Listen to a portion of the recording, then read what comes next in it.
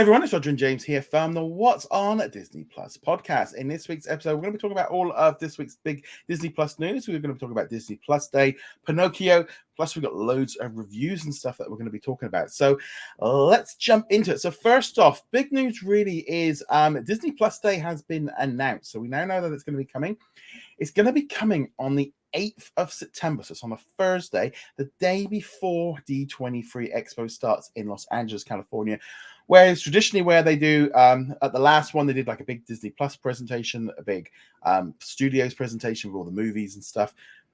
And so there's a couple of things I want to bring up, because there's a lot of excitement around the idea now. Go like, okay, Disney Plus Day is on Thursday. We're going to get all these announcements. And people are going, hey, we're going to get Deadpool and we're going to get Daredevil. And I'm like, guys, in the actual press announcement, it says that Disney Plus Day is an annual celebration of Disney Plus global community that debuted in 2021 and features content premieres from streaming services, marquee brands, special experiences, and offers for subscribers and fans and more.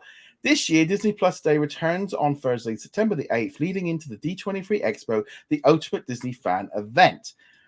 Nowhere in that announcement does it say sneak peeks, previews, announcements, and I feel like I keep having to say this a lot because everyone's kind of jumping off with the idea that that is a day of a big Disney Plus presentation. There's going to be stuff happening on social media. There'll be a live stream. At the minute, from the press release that they've sent us, it is just about new content arriving, special offers and things like that. So there could be some little announcements. I wouldn't be at all surprised if there was some basically all the announcements that are too small to be made on the big stage. I think there could be some stuff like that. At last year's Disney Plus Day, like all the theme parks all went blue for the day. They were all lit up. The Disney Cruise Lines did some stuff. You know, they did all kinds of little celebrations and stuff and things. They did some pop-up events in like Nashville and in Paris and Copenhagen and in Los Angeles and New York and stuff. So they're going to do things like that. There's probably going to be a special offer to get people to sign up for Disney Plus, a bundle offer or some kind of cheap deal and things like that. So there's going to be a big day. But the fact that they've now moved it before D23, the reason I'm saying this is D23 is an event where people have paid hundreds of dollars to go in. First off, they're going to have big audiences, big stages full of paid guests that have paid to be there for these announcements. Including us too. So we'll be straight with that one there. This is where they announce all their big things. Now, whether or not they do a big Disney Plus presentation like they did in the past, we don't know how their presentations are going to roll out. But I do just want to make people aware. Their announcement of Disney Plus Day does not at the minute look like it's more of a lead-in. I suspect it's going to be like Star Wars Celebration, where we're going to be getting different announcements over that weekend for Disney Plus, and there might be I wouldn't be at all surprised if there was some, but I'm not expecting the big announcements to come on Disney Plus Day this year. Yeah, just one point of clarification, because it sounded like you said that we were going to do a presentation that we were being paid to do there. Yeah. We are not being paid to be there, and we're paying to go. Yeah, we paid. I paid at least. I don't know. Maybe we're getting paid and keeping the money under the table. But, I wish. But just to be clear, we are not part of the presentation team. We are fans. We will be there. We'll definitely be there, but we are not. Yeah, we're not going to be on stage doing anything. No, well, this is the thing is, I mean, like I said, we've brought our tickets to go. I've booked up to go out there. Luckily, I did book to go a day early, so we were gonna go to Disneyland, so we'll probably see it all nicely lit up in blue lights and stuff. So it's going to be interesting to see how all of this works out. But the thing is, I always feel like with these kind of things, is people like to hark back to what it was and what's happened before. We're definitely not going to get an Investors Day kind of presentation. The way that Disney Plus Day worked last year, it's like, with the social media things, just put that on. Like, there will be some announcements over that weekend. There's going to be loads of announcements of new shows and movies and stuff. But I can't see what they wouldn't put on a presentation on a day when they've got an empty room, when the next day they've got, they've got to fill that. It's just like, no, this is now just incorporating it into like a long weekend for Disney Plus news and stuff. So it's going to be interesting to see how all this worked. It was just, there's the amount of places I saw that like didn't really read that press release and were just running off of what we had last year as an example. It's like, well, last year's wasn't that good. I mean, let's be honest, there was a lot of problems with last year's Disney Plus Day. They have already announced that Pinocchio is going to be coming out on that day as well, along with other new content. So we saw the first trailer and stuff. I suspect we're going to get some other things, maybe something like Zootopia Plus, maybe also like Tales of the Jedi. I wouldn't be at all surprised if we got maybe Marvel What If or something else along those lines. We're going to get some more content, definitely, but it's just a really kind of weird thing. Like, yeah, they've got 3 days of people to fill. That early day, to me, is more about just building excitement for it to come. If that makes sense. So I suspect Disney Plus Day, they will release a couple things, but it'll be like teasers. It'll be I don't know, the logo for Tales of the Jedi and maybe a little bit of music from it, and then more details coming at the D Plus panel at D23 or something along those lines. And like you said, there might be some small announcements, things that don't really make sense for them to get up on stage and go, all right, we've got a new season of Brain Drain coming in, and everyone else will be like, okay, move on to the next thing. We want to know about the Marvel shows. We want to know about the Star Wars shows and the top tier shows that are coming out. You don't really need to announce the little tiny things that are going to be forgotten the week after they come out. Yeah, I mean, I could easily see them like, here's a poster, here's a sneak peek, here is a release date for a show we've already announced, or here's a clip of Hocus Pocus, which is coming out in a couple of weeks after the event. I think they will do some online stuff, but I'm not expecting the major announcements to come that day. It's mainly about just getting people revved up for. It's in some ways a shame they've moved away from November, because that but also that thing of like having a day. And I know like people have been like, oh, they've only dropped. It's like, yeah, but that date only really is equivalent for like 5 countries. There's now like 100 and something countries that date has no connection with in the slightest. Literally, it's like America, Canada, Australia, and New Zealand are the only countries that had it on that date, because even the Netherlands have had it before that. So it's like the rest of the world doesn't have that connection with that being an associated date for Disney Plus Day. So I see why they've moved it. It was definitely, I'll be honest, when I first saw the announcement, I'm like, oh, I don't need to brought my Disneyland ticket like the day before for that day. I'm like, I messaged you and it was just like, I'm gonna have to wait and see what happens, because it's like if they have a big presentation, I'm gonna have to go back to the and sort out like stuff. It was like that was supposed to be my clear day to go. I was just like, no, just being purely selfish. It's just like, well, what about me? That was actually my first impression too. It was like, I just bought my tickets and now I'm gonna lose a day to this. And we're gonna have to do a special podcast episode right there in like the hotel. And yeah, and then the actual release came out and you read it and like, oh, okay, this is actually not much of anything at all. So yeah, I mean, we'll obviously be covering it. And I am really hoping that there's a lot of special experiences to do, because I'll be definitely up for kind of checking them all out. I mean, I literally, like I said, I've brought some new lights, I've brought some battery packs and stuff to go to I've brought all this stuff to go to D23 this week, and I was just like, yeah, this is the start of it. So I'm looking forward to seeing what Disney Plus Day brings. I'd say my expectations are much more in line of like looking at what they're saying of special offers, special events. I mean, I wouldn't be at all surprised, maybe they do like a live stream from like Disneyland itself, and do like a live show of the one of the fireworks show or something along those lines, to do something special, or a Dancing with the Stars thing in the middle of Main Street or something like that. I could easily see them doing something a bit like that to get that show launched. But yeah, so I'm looking forward to seeing what it is. But like I said, I'm putting on a different level, more like National Streaming Day than like the Investors Day. I think that's kind of the way I'm looking at it. I think the thing to keep in mind, of course, is like when Disney Plus Day was originally a thing, there weren't that many shows. There weren't that many shows coming up either. We were in kind of the dry spot, one of the dry spots, and they needed a specific event to hype you up. This is when you're going to find out about the major items and why you should keep your Disney Plus subscription. Ultimately, that's the real reason for a lot of them, is keep your Disney Plus, etc.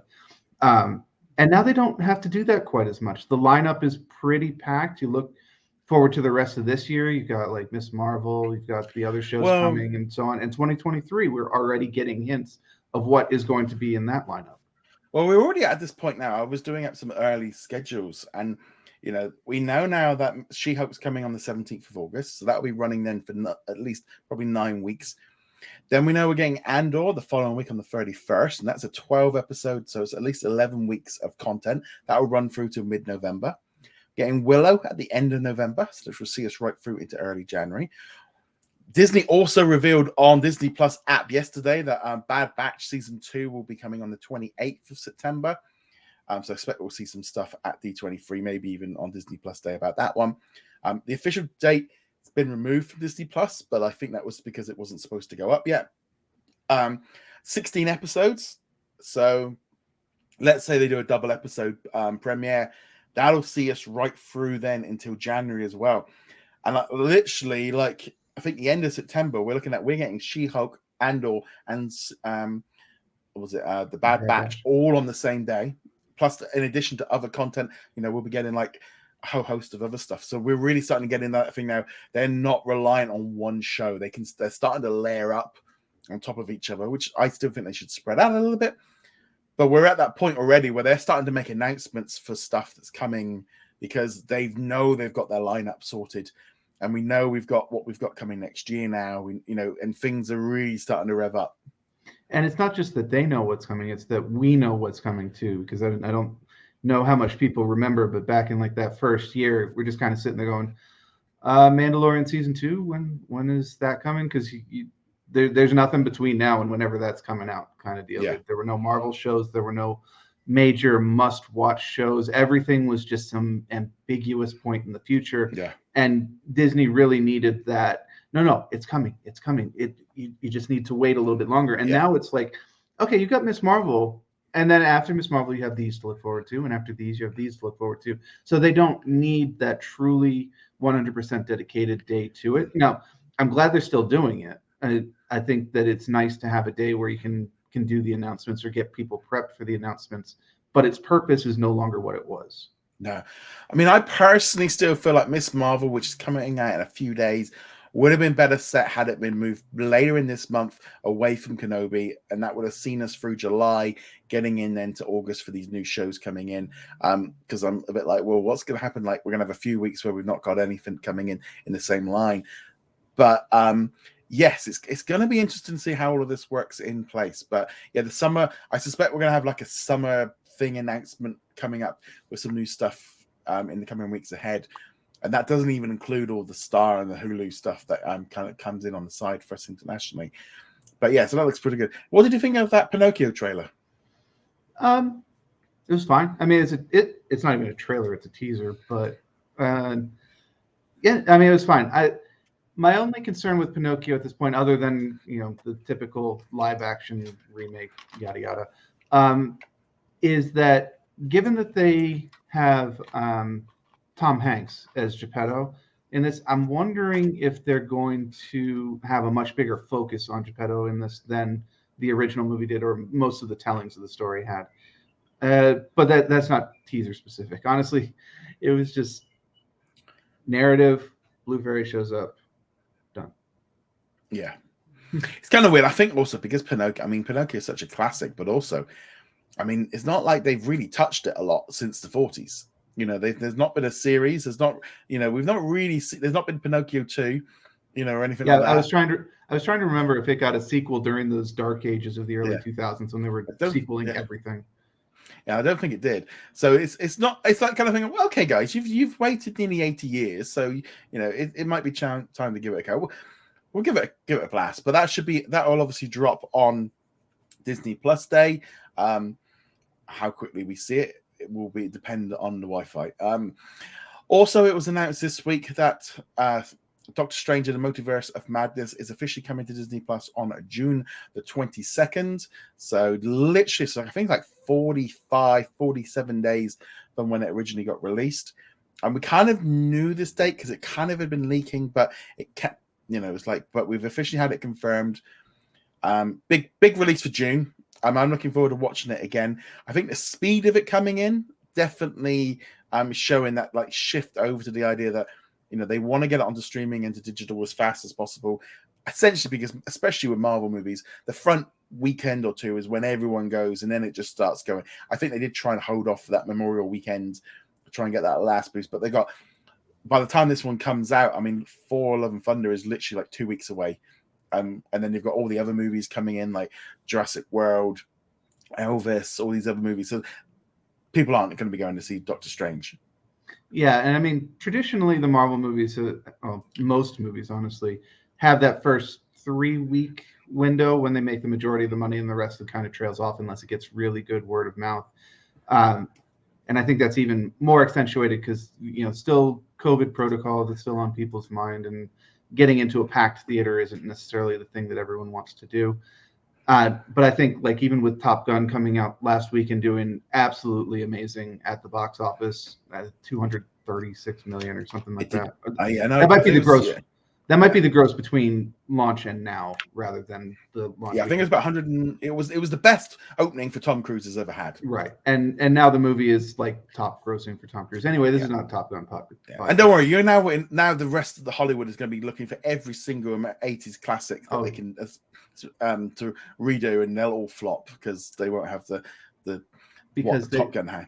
Because they won't understand why Top Gun was actually successful. But the point being, you don't need the movie to stay in the theater over and over and over every week, because we are going to start getting more and more blockbusters coming on. You can already see the release schedule, as you said, where these blockbusters are coming in like they used to pre-COVID. Every other week will be a new blockbuster coming out, and people will go to see them. I think they will still be lower numbers than pre-COVID in a lot of cases, but you can see people kind of getting back up into accepting, next week is Jurassic World, next week is Thor, etc., and people are ready to go back. That's what Top Gun showed. That's what Spider-Man showed. They're not going to go back for something like Fire Island, which we'll talk about in a minute, but these big blockbuster movies, they will go for. And I'm predicting that Thor: Love and Thunder will probably be a Disney Plus Day release on September the 8th, because I'm looking at 48 days from when the movie comes out. It's Sunday the 21st of August. So we're literally within like 2 weeks. It could, and they're going to have She-Hulk out then, and Andor. I think I wouldn't be at all surprised if that's when that one drops, a little bit later than the 45 days. Because you're looking then for the Wednesday drop, what's about the 24th of August? So it's maybe between She-Hulk and Andor. It could do, but I wouldn't put it past a Disney Plus Day for Love and Thunder. Yeah, now that you're talking about it, I'm like, that math does line up. So yeah, it's like I think because it's only within like 2 weeks. It's like that could be the way of doing it, but. Yeah, so that's some of the other bits and pieces of news. So let's talk now. We're going to go through some of the highlights for June. Now, we'll pull in off the US list, and then we will do some international ones. Obviously, we're going to be getting Kenobi for a few episodes, and we're going to be getting Miss Marvel from June the 8th. I've seen the first 2 episodes. I did my little preview. Can't wait to talk about it next week. About because that one's going to be a lot of fun for people. So we're going to be getting that one then right through the rest of the month. We'll also be getting a brand new Disney Channel show, Ultraviolet and Black Scorpion. 10 episodes of that one. So that will be dropping in on the US on June the 8th. So it's always that kind of weird thing, I think, with like the Disney Channel shows where it's like, these are still brand new shows. These are still coming in, so they need to be done. There's also on Friday, the 10th of June, is going to be the special behind-the-scenes look at Lightyear, which comes out the following week. So looking forward to watching that one there. Another blockbuster that'll get people into the theaters, probably. Yeah, I think that one's going to be a big hit, and then that'll probably be like maybe July or August, because I think that's too late for Disney Plus Day. I think that might be like the beginning of August. That might be August's big movie. On June the 15th, we're getting Family Reboot internationally. That's that new where everyone goes on holiday without their phones, and that's basically I really can't get past this. Like, it's just called a holiday. We're also getting 9 new episodes of Grownish season 9 in the US, along with episodes of Tots and Life Below Zero. Let's see what else we've got here. Also, the big one on June the 15th as well, season 3 of Love, Victor, along with seasons 1 and 2. So I think next week I will be able to talk about Love, Victor season 3. So that would be good. So looking forward to talking about that. Just to be clear, this is a full drop. Every single episode. The whole lot, all 8 episodes are all dropping at once. So I still think that's a big release for Disney Plus. I mean, this is a big series, especially all 3 seasons at once. Then on let's see here, we forget all the ESPN stuff. On June the 22nd, we're getting Villains of the Valley View, which is another new Disney Channel original series all about superheroes in hiding. So again, it's a new show. Friday, June the 24th, we're getting 2 new movies. We're getting Rise, which is about a Greek basketball player. I'm not even going to attempt to try and pronounce their names. We're also getting Trevor the Musical, which is a brand new off-Broadway production that they've recorded, and that'll be going up. A good addition for Pride. Looking forward to seeing what that one's like. I like musicals, so I'm willing to give this one of course, the way it's filmed it is just on stage. It's very different to a movie, but that could be a lot of fun. I actually typically prefer when they do Broadway musicals just as recordings off of Broadway, which isn't to say things like West Side Story and movies like that aren't great, but to a certain extent, having it on the stage, even when you're recording it, does at least kind of remind you this is a musical. It's a production. It's not a movie, or it's not properly a movie, and kind of lets you manage your expectations as a result of that. Yeah, on the ship a couple of weeks ago when we were on vacation, they did a full production of "We Will Rock You" on the stage. It was, full band, just everyone. That was so great to watch that kind of thing. And again, that's the difference when you're watching it in live. So I am looking forward to watching that one. Then on June 29th, the US is getting some new episodes of Owl House, plus the brand new series Baymax. So getting all of the entire series is dropping for that one all at once that day, so not spreading that one out. So that's the US list. What's kind of jumping out to you from that one? Well, other than the obvious of like Miss Marvel and such, the one you just mentioned is near the top for me, which is Baymax. I recognize this is going to be a very different series than the Baymax animated series that had 3 seasons and traditional animations, what the previous one was. This is much more about Baymax doing what he was built to do, to go out and help people and manage their health, at least based on the trailer. I'm sure there will be some conflict or other in there. But, I mean, I love the Baymax. I love Big Hero 6. It's one of my favorite Disney movies from like the last decade or so. Very much looking forward to that one.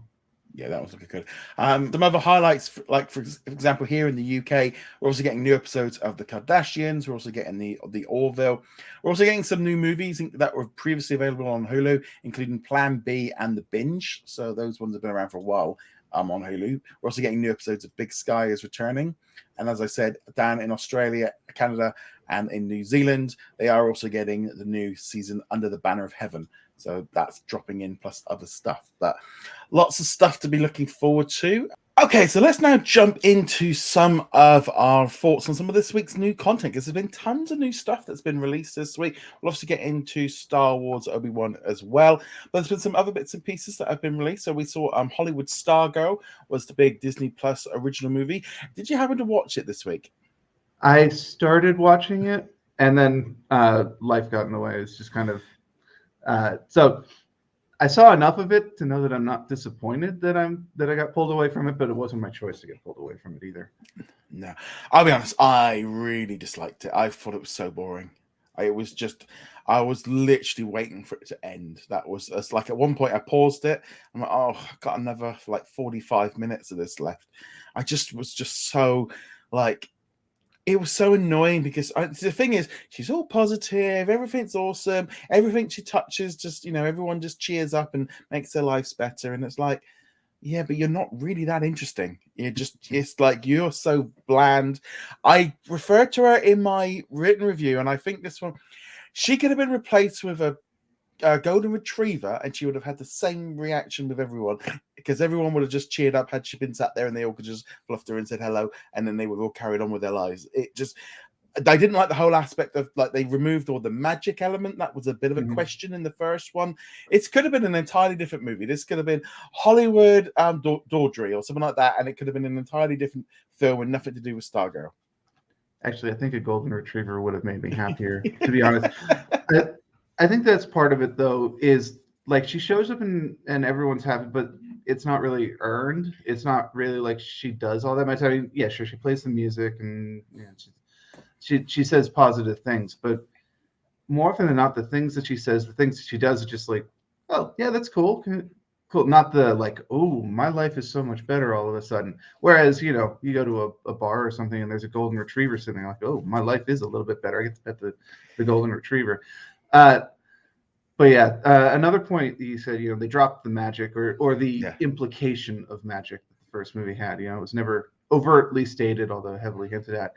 And while both of us, I think, ragged on the first movie for it, because for very good reasons, that if you're going to do the sequel, you do kind of have to continue with the conceits of the plot a little bit. So just dropping it turns it into a generic, attempt at upbeat. I don't want to call it upbeat because it's actually kind of not, but it's trying. Yeah. I don't know. And I mean, it would have been nice as well if she'd met somebody outside of a building. It would have been, that would have been a good start as well. It was just overall, I just didn't enjoy it. We don't like everything. This was definitely one of those movies that just like, meh. It's just like, yeah, I just didn't think much of it. At least from what I saw of it, I don't think it was bad. It wasn't actively bad. Like, you're not sitting there going, geez, this girl, just like, get off the screen and let someone else say it. It was more just it's bland, uninspired. Yeah. You've seen this movie like 3,000 times, and this isn't even a particularly great interpretation of it. It's not a bad interpretation of it. There's no parts to it where, or at least from what I saw, of like, oh man, the writer needs to rethink what they're doing here. But yeah, it's just they could have been much better. Yeah, I just didn't enjoy this one at all. However, there was a film that got released on Disney Plus internationally and on Hulu in the United States, Fire Island, which is, and I didn't realize this until after I'd seen it. It apparently was a retelling of Jane Austen's Pride and Prejudice.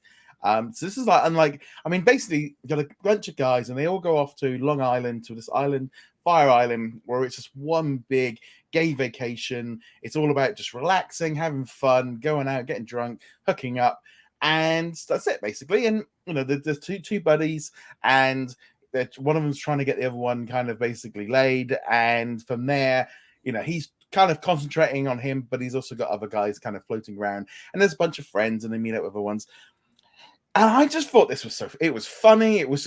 I think the twist with it obviously being a gay rom-com. I just felt refreshed. I felt like I was watching something a little bit different. It was like an edgier version of you're taking like Heartstopper or Love Victor and just like revved it up. They don't hold back on what it all. And I just thought it was funny. I really enjoyed it. The 2 hours just went like that, and I laughed. There was a few times I'm like, oh, and generally it was a fun, easygoing romantic comedy, and I liked it. Yes. So this is on Hulu in America, released on Friday as well.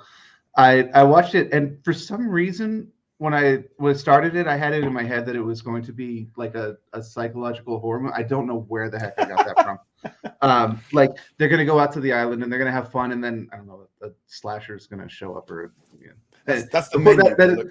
I have no idea where I got that idea from. So I'm sitting there waiting for through the first half of the movie, going, when's this going to make the heel turn? And of course, it never does. That's not the movie's fault at all. I don't know, but like you said, it is actually a lot of fun. It's one of the guys was a little bit irritating, but for the most part, they're all very funny. They're very charismatic. Yeah, they have a lot of interesting observations going on. Some of the jokes are really raunchy, so definitely don't watch this in front of people who you might not want to answer questions for. No, there's a whole element as well of like sort of racism and also elitism and things like that. There was a whole load of kind of things and things going on. And overall, I just thought it was just refreshing. And that's what I really enjoyed. I just got to the end and went, oh, that was, I enjoyed that. I don't know if I would watch it again, but I really enjoyed watching it. I thought it was a lot of fun. It's kind of in that kind of, it was just fun. And I think that was ultimately what came across. They were all having fun on holiday, and there was issues going on there. But no, I thought that was it's a real solid edition, perfect for Pride Month. I mean, it really is I think it was a really good, fun movie. I would definitely recommend it, especially if you liked Love Victor, or if you want something more mature than Love Victor for multiple reasons. Because these are adults; they're not teenagers in quotes. Yeah, they're adults not talking about adult things, doing adult things. You have a little bit of that high school drama, but it's mostly just like kind of left over because they're still pretty young. We're not talking like 40 or 50-year-old guys out there. I did appreciate you alluded to this, that they also didn't just go, the gay community is perfect and happy and all inclusive and we love everybody. I mean, what was the line? It was no femmes, no fatties, no Asians, or something like that. Yeah, there was an element of racism and also like elitism of like money and like your job and kind of looking down on. There was a whole host of other elements which kind of layered in on it and kind of really kicked in. I think it was from Noah's character of like he really kind of overhearing that conversation that set him up for a while, and that whole relationship with Will, which I thought was really, because it was such a different kind of relationship than you and I just really enjoyed it. It's a really positive film, I feel like, and Disney really should have advertised this a bit more, because I thought this was a really good solid film. I think they are advertising it in like the art critic circles. I think it's going to a lot of or has been to a lot of art festivals and stuff, but yeah, mainstream they haven't done too much, which is too bad. I think people enjoy it. Yes, Bark. Yeah, that's got their seal of approval as well. I just wanted to finish off that thought though, which was, we've gotten to the point where movies about gay people, whether men, women, whatever, they've gotten to the point where they can actually talk about more than just being gay. They can pick apart the problems within the community. They can pick apart perceptions within the community and tackle them head on. And to be clear, that quote was not meant in a positive light. It was very clearly stay away from these people kind of deal. And that tells me that despite all the pushback that we see here in America for things like that, the film industry is starting to be this genre is being accepted. That's this comparison isn't great, but for people who maybe don't watch these kind of movies, when we first got superhero movies, it was just, I'm Batman, I'm fighting Joker. That was the movie. I'm Captain America, I'm a motorcycle. That's the movie. And now we have much, much more nuanced movies. We've got heist movies. We've got pan-dimensional psychological thrillers and stuff like that. And it's the same arc that we're looking at here.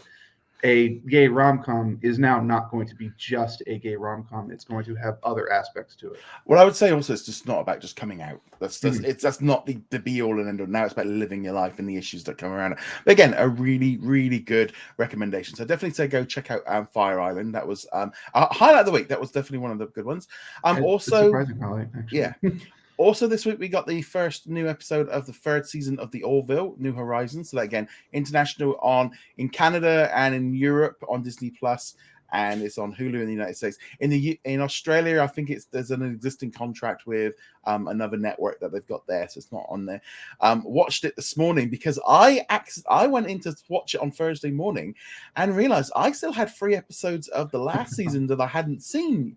So I then raced through those over the next 2 days. So I had a bit of an Orville treat this week, where I've had like 5 new episodes to watch because I was catching up on them. Watched this new episode from season 3. The tonal shifts. Suicide in robots was not quite what I was expecting on this storyline. Heavy hitting. The budget's definitely been improved. How you cannot this as far away from a Family Guy, Seth MacFarlane show you could think of. This is Star Trek. I think this is probably the most Star Trek-y thing around right now. It's got the vibe to it. It feels like the next generation. I'm loving this series. I can't wait for this every week for the next 3 months. Yeah, this was a great start to the season. I've been looking forward to season 3 for quite some time. I agree. This is what Star Trek should be. Although this is not Picard, this is not Kirk. The captain, first officer, that they are a little bit more casual, which is what separates it from Star Trek. But yeah, it's more really realistic as well. You know, I mean, as realistic as a film with like jelly humans and all kinds of stuff. I think there's that thing of like having jokes about, you know, not necessarily like, but like with Dolly Parton or like Kermit the Frog on his desk kind of thing.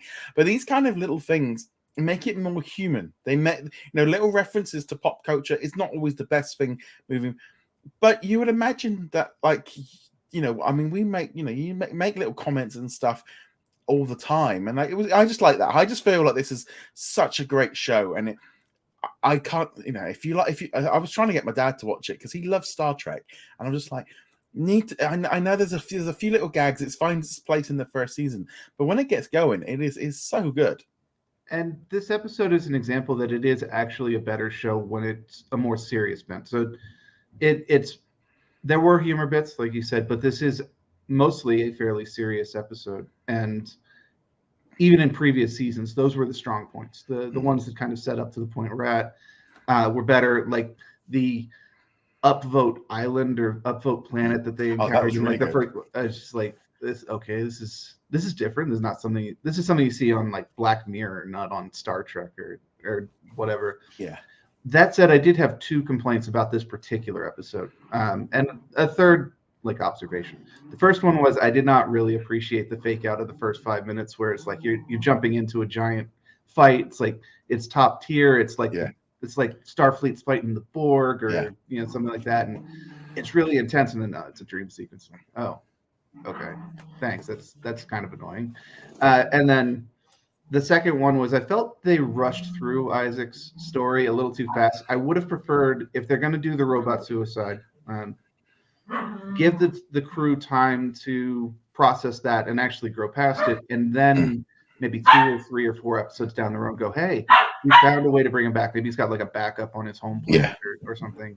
And I felt like having him return in the same episode that he died kind of undercut just a bit.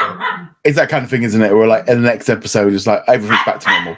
Yeah, you know, everything's back to normal. Though I do actually have enough faith from seeing the previous seasons that the plot point will not go away. There will be references back to it. And then the third observation is they, at least here in the States, they put a new name on it. It's like Orville New Horizons, which might give you the impression that it's a new series and you can jump on right here. I don't think you can. You really have to have seen the other 2 seasons to know what the heck's going on in this show right now. The only thing I can think of is whether or not there's a like technical loophole. Because for us, for example, here it's just literally just season 3 of the Orville. It's not been separated up at all on Disney Plus. I think it might just be a thing with Hulu that they've had to do to kind of get it to move over. But it's a real. It's a real great show. I cannot stress it. It's like, this is really good. I mean, it's like at the minute, I'm like, we're getting some really good stuff here on Disney Plus right now. Yeah, the Orville, if you are a classic Star Trek fan, and I mean that either as TOS, the original series, or like the Next Generation, Deep Space Nine era stuff. Well, it was Next Generation and Deep Space Nine was what I used to watch all the time every night after school and stuff. So that's kind of my Star Trek. So I really enjoyed that one. Now, obviously, this week they did release Pistol for the Jubilee. Now, we did talk about it last week. I watched it a few weeks ago. So that was dropped on Tuesday on Disney Plus around the world and on Hulu. Did you get a chance to watch that one, or did you skip it? I did end up skipping it, mostly because I don't really have too much of a interest in the Sex Pistols. That said, I do expect that it was really well done. It's been getting a lot of positive buzz. I haven't heard it in the context of they released it for the Jubilee, and I'm just like, that's certainly an interesting choice of how to. Well, it makes perfect sense with, you know, God Save the Queen being their biggest hit, and then obviously with the. I mean, there's been a lot of talk this week with Johnny Rotten going around doing a lot of press conferences and stuff, and some of the band kind of saying how the guy that wrote the Steve, his memory is pretty bad, and there's an element of like how realistic this thing is. But I enjoyed it when I watched it, but that's definitely another big highlight of the week. I mean, that's been an underlying theme of a lot of the music biographies of the last couple of years. It's like, yeah, we did this thing about Freddie Mercury, but we actually don't remember like 3 of the years at all. So we're just kind of piecing it together. And of course, Elton John's just like, yeah, I don't even remember entire decades. So I also think there's that other thing as well, especially like with bands and stuff, is everyone kind of wants to do their own story rather than being told through somebody else's eyes. But there was that one. Also, here in the UK, we did get another show. It's been taking a while to get over here, which was Abbott Elementary. So this one been on ABC. It's been a huge success in the US. Been picked up for a second season. I binged this entire season of 13 episodes in like a day and a half. I really enjoyed this show.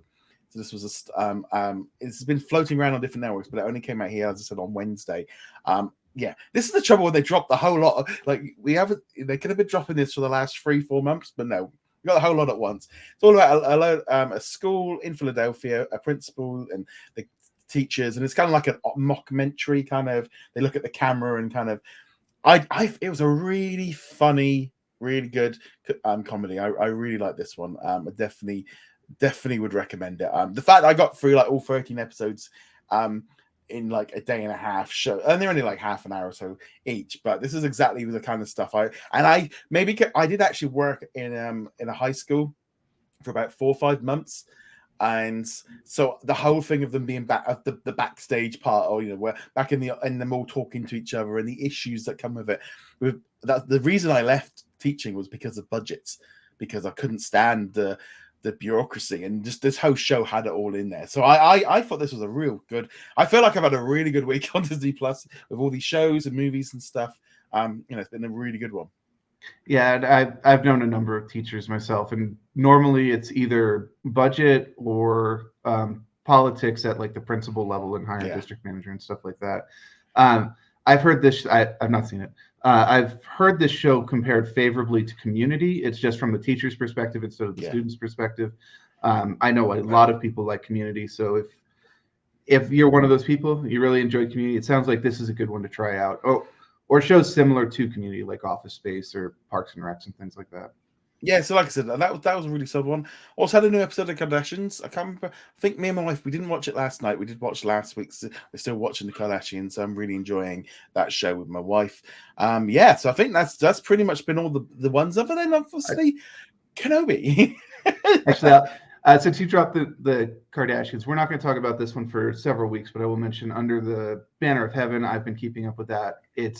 It's getting kind of crazy, and in a good way. So, well, it's being released in Canada and Australia, I think, starting in the next couple of weeks. So they're having a weekly release. For us in the UK, we're going to have to wait until July, but we're going to get the whole lot at once. And I'm really looking forward to watching that series, because that one apparently, Andrew Garfield, that one's apparently really good. So yeah, so we're going to talk about that one probably in a few weeks once I've seen a few episodes and stuff. But yeah, no, I'm really looking forward to that one. All right, let's talk about the big one, Obi-Wan Kenobi. We've got the 3rd episode this past Wednesday. What did you think of this one? Very good episode. Very well done. Obviously, they're moving that storyline along a bit faster than I was expected. Yeah. Are we doing full spoilers on this one? Yeah, we can go full spoilers. Okay. It's been out for 4 days, so if you haven't seen it by now, that's kind of So like we all knew or expected that there was going to be a confrontation with Vader at some point, whether directly or indirectly, and then they're just like, yeah, here you go, Vader's hunting him down and smacking him around a bit, like, oh, okay, we're going right into that. I really like this as well, because it showed Vader in full strength. He is at top power. He is nasty. He is engaged, and Kenobi's weak. Kenobi is not strong enough to fight him. He's not got the he's not got it in him right now. And I like the whole fact of them, of even Vader kind of saying, you're weak, and there's like, and I like that whole thing. I wasn't too keen on the fact of just letting the kid run off and be looked after, but it's like, he wanted you to go look after the kid. That was the most important thing he wanted you to do. But no, you turned around and ran back, and then she ran straight into the Reva's hands. And yeah, whether or not that was my one thing of going, look, you got to look after the kid here. That is the mission. That's what he's trying to do, and you just run back to try and save him from Vader. You got no chance of saving him. She did, but it was a bit like, that was my one little issue with this one. But obviously, it still sets up the fact that they're still going to have to go rescue Leia. Right, and they're going to have to heal Kenobi, because he took some pretty bad damage in that fight as well. Got these Baffa tanks that just chuck them in there. That's the standard fix them up. I mean, the back to tank is not supposed to be an immediate fix. It's not like Duncan and you're like, oh, yeah, oh my god. It's supposed to just accelerate the healing process. But we also know that, especially in the shows, the adherence to continuity has been kind of fluffy, shall we say. But yeah. I do agree with that. And that was actually probably the most unbelievable part of the episode, was like that she actually managed to catch Vader by surprise and do enough that Obi-Wan was able to escape. Granted, she did not target Vader. She targeted one of the stormtroopers, or she a shot person a who was walking over. Yeah. So Vader would not have had like the advance notice that a shot was coming kind of deal. But yeah, the idea that someone would catch Vader by surprise, who's not force sensitive, doesn't have a lightsaber, doesn't really know how to fight properly, like, okay, we'll just kind of wink and nudge and walk on by that one. Yeah. But other than that, I mean, like for me, this felt like Star Wars, doesn't it? This felt like you were watching, with them getting it onto the bus or to like back of the truck with them, and the things with him fighting with the stormtroopers and stuff. I just really enjoyed this one. This one just felt like I can't believe we're halfway through the season already. I mean, I only started like a week ago, but we're already halfway through. Just really enjoying this one. It's just such a great series. And on such a different level than The Mandalorian. And I think it is that, when you got Vader and Kenobi in there, you're in like proper Star Wars zone here now. You're not in extra characters that you're pulling off the sidelines. You've got main New Hope characters in action here. Yeah, and the actors that were originally involved in the prequels, obviously not in the... Although... I think that is James Earl Jones doing the voice. Well, I think it's they've done some trickery with his voice, right, to make it sound like him. But I mean, it's just there was something about it. It's like Wednesday morning. I'm just like, this is it. You were sitting here and watching this. This is like, well, I literally was a case of get all the things that I needed to do done. Everything turned off. Window, curtains drawn. Sit back, turn it on. That's it. Like 8:20 in the morning. I'm ready for this. I'm not getting this sport, and that's what I'll be doing. I mean, I tend to do that anyway, but this was like, no, I'm loving this show. This is feels on a different level to The Mandalorian. Yeah, and that's not to say that we're viewing The Mandalorian anything less. I personally do have a tendency to prefer the side stories overall, because it's kind of fun to see the universe flesh out into this big thing where everybody has their part but isn't necessarily interconnected. And of course now they all are interconnected, but that's a different matter. But yeah, having Kenobi having Kenobi the show be like the front runner, the flagship, is really nice. And having that extra level of quality and detail is really, really nice. It's as you said, it feels like it's on a different level. Yeah, just a great overall one. I really enjoyed this episode, so can't wait to see some more. Well, there we go. That is all of today's What's on Disney Plus podcast. Before we go out, I just want to do a quick shout out to some of our Patreon and YouTube channel members. So first off, a big hello and thank you to Adam, Raphael, Dana, Ricky. We've also got Dave, Mamau. We've got My VCR Still Works, Bina, Joshua, Dawn, Martin, Jeremy, and Sarah. And then also a big hello to Paul, Daniel, Elliot, Aero, Kalid. We've also got Red Mars Man, Cody, Chris, Jacob, Darren, Lauren, Sarah, The Juice, and Andrew. Thank you so much for all your support. Make sure you go check us out over at What's on Disney Plus, and we shall see you guys soon. Later. Thank you very much for watching this video. Make sure you go check us out over at whatsondisneyplus.com. Like, follow, and subscribe. Also, a huge thank you to all of our supporters over on Patreon and also on our YouTube channel memberships. And I shall see you guys in another video. Later.